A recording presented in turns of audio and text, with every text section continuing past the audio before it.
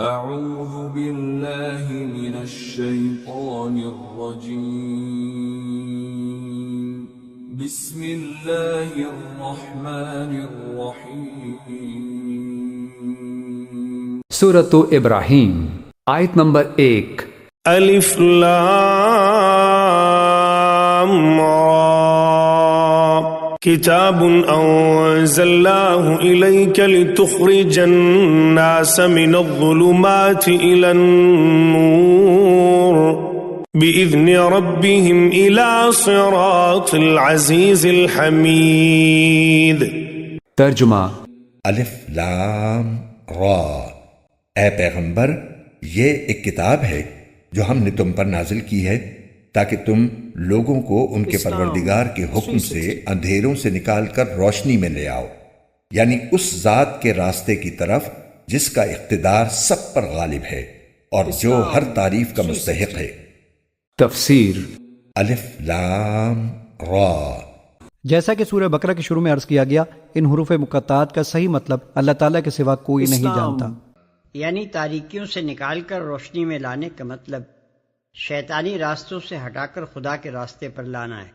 دوسرے الفاظ میں ہر وہ شخص جو خدا کی راہ پر نہیں ہے وہ دراصل جہالت کے اندھیروں میں بھٹک رہا ہے، خواہ وہ اپنے آپ کو کتنا ہی روشن خیال سمجھ رہا ہو اور اپنے ذوم میں کتنا ہی نور علم سے منور ہو. بخلاف اس کے جس نے خدا کا راستہ پا لیا وہ علم کی روشنی میں آ گیا، چاہے وہ ایک ان پڑھ دیہاتی ہی کیوں نہ ہو.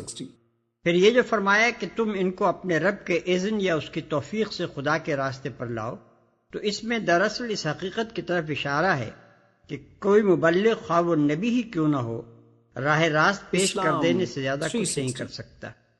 کسی کو اس راستے پر لے آنا اس کے بس میں نہیں ہے. اس کا انحصار سراسر اللہ کی توفیق اور اس کے اذن پر ہے. اللہ کسی کو توفیق دے تو وہ ہدایت پا سکتا ہے، ورنہ پیغمبر جیسا کامل مبلغ اپنا پورا زور لگا کر بھی اس کو ہدایت نہیں بخش سکتا. رہی اللہ کی توفیق تو اس کا قانون بالکل الگ ہے، جسے قرآن میں مختلف مقامات پر وضاحت کے ساتھ بیان کر دیا گیا ہے. اس سے صاف معلوم ہوتا ہے کہ خدا کی طرف سے ہدایت کی توفیق اسی کو ملتی ہے جو خود ہدایت کا طالب ہو، ضد اور ہٹ دھرمی اور تعصب سے پاک ہو، اپنے نفس کا بندہ اور اپنی خواہشات کا غلام نہ ہو، کھلی آنکھوں سے دیکھے، کھلے کانوں سے سنے، صاف دماغ سے سوچے سمجھے اور معقول بات کو بلاگ طریقے سے مانے. اور اپنی ذات میں آپ محمود ہے. حمید کا لفظ اگرچہ محمود ہی کا ہم معنی ہے، مگر دونوں لفظوں میں ایک لطیف فرق ہے. محمود کسی شخص کو اسی وقت کہیں گے جبکہ اس کی تعریف کی گئی ہو یا کی جاتی ہو، مگر حمید آپ سے حمد کا مستحق ہے، خواہ کوئی اس کی حمد کرے یا نہ کرے. اس لفظ کا پورا مفہوم ستودہ صفات، سزاوار حمد اور مستحق تعریف جیسے الفاظ سے ادا نہیں ہو سکتا. اسی لیے ہم نے اس کا ترجمہ اپنی ذات میں آپ محمود کیا ہے. آیت نمبر 2. اللہ الذی له ما فی السماوات وما فی الارض وویل للکافرین من عذاب شدید. ترجمہ: وہ اللہ کہ آسمانوں اور زمین میں جو کچھ ہے اسی کی ملکیت ہے، اور افسوس ہے ان لوگوں پر جو حق کا انکار کرتے ہیں، کیونکہ انہیں سخت عذاب ہونے والا ہے.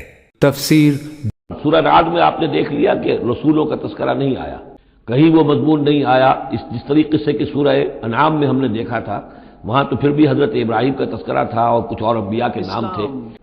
اس میں آپ دیکھیں گے ذرا مختلف انداز میں رسولوں کا تذکرہ ہوگا لیکن جمع کے صیغے میں، اور پھر حضرت ابراہیم کا ذکر بھی ہوگا، اسی لیے سورت کا نام بھی سورہ ابراہیم.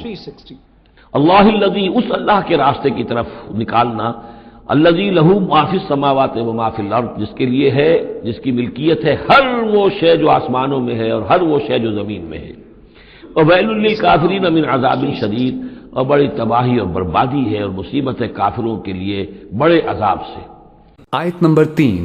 الذين يستحبون الحياة الدنيا على الآخرة ويصدون عن سبيل الله ويبغونها عوجا أولئك في ضلال بعيد. ترجمہ: وہ لوگ جو آخرت کے مقابلے میں دنیا کی زندگی کو پسند کرتے ہیں اور دوسروں کو راستے پر آنے سے روکتے ہیں، اور اس میں ٹیڑھ تلاش کرتے رہتی ہیں، وہ پرلے درجے کی گمراہی میں مبتلا ہیں۔ تفسیر۔ اس کا ایک مطلب تو یہ ہے کہ وہ اسلام میں کوئی نہ کوئی عیب تلاش کرتے رہتے ہیں تاکہ انہیں اعتراض کا موقع ملے، اور دوسرا مطلب یہ ہے کہ وہ اس فکر میں لگے رہتے ہیں کہ قرآن و سنت میں جب کوئی بات ان کے خیالات اور خواہشات کے مطابق مل جائے تو اس کو اپنے باطل نظریات کی تائید میں پیش کریں۔ آیت نمبر 4۔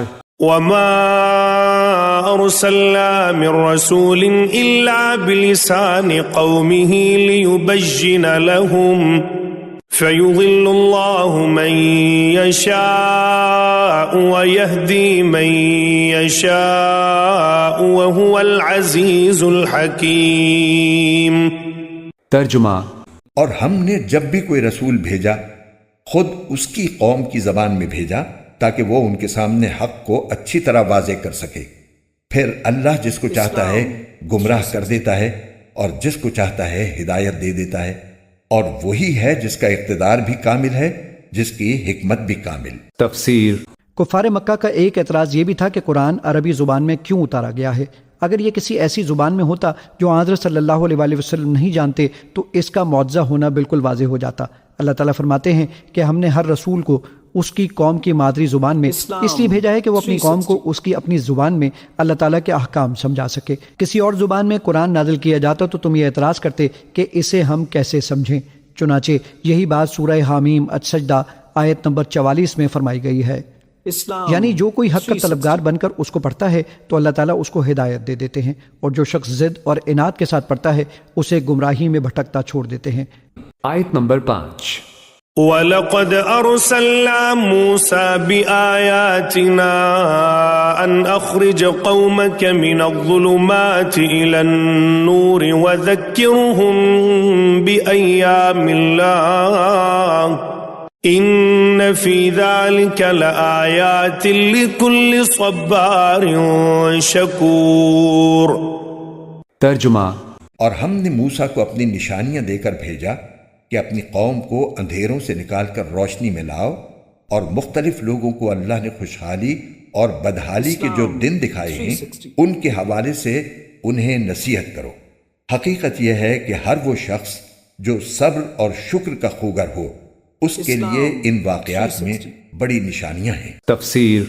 اصل قرآنی لفظ ایام اللہ ہے جس کے لفظی معنی ہے اللہ کے دن، لیکن محاورے میں اس سے مراد وہ دن ہیں جن میں اللہ تعالیٰ نے خاص اور اہم واقعات دکھلائے ہیں، مثلا نافرمان قوموں پر عذاب کا نازل ہونا اور فرما برداروں کو دشمنوں کے مقابلے میں کامیابی عطا ہونا۔